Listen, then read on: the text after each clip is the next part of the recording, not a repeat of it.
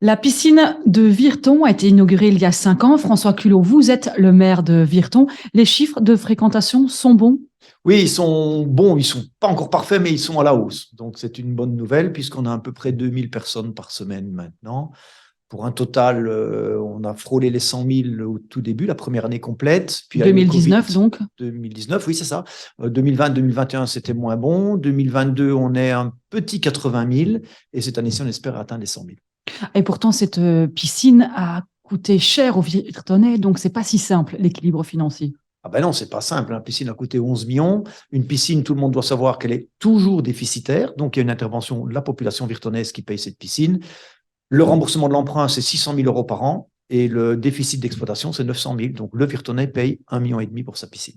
Mais François Culot, 1,5 million par an pour une commune sous crack, ça fait quand même une sacrée somme à digérer, non? Ben, je vous dire, elle n'était pas sous crack avant la piscine, elle est sous crack après la piscine. Hein. Donc, quand il faut mettre 1,5 million par an et qu'on a des revenus immobiliers qui sont à la baisse, puisque la taxe, la taxe sur la force motrice est en train de diminuer et va disparaître, bon, évidemment, c'est ce qui faisait la richesse de la ville, ça. Donc, il faut en tenir compte. Donc si c'était vous, la piscine, vous referiez pas? Ah, si c'était à refaire, je la referais, mais pas tout seul. Et je la ferais à condition que les communes voisines se mettent avec nous. Quitte à ce que la piscine ne soit pas au centre-ville dans ce cas-là, mais soit délocalisée, aurait été délocalisée entre Étal, Virton, Rouvroy, Mex, etc.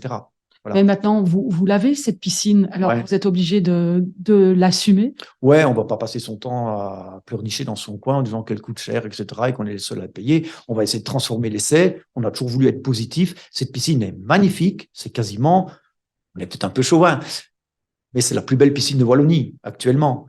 Et je sais peut-être que Athurn aura une plus belle, enfin, on les comparera, mais celle de Virton sera encore plus belle quand même.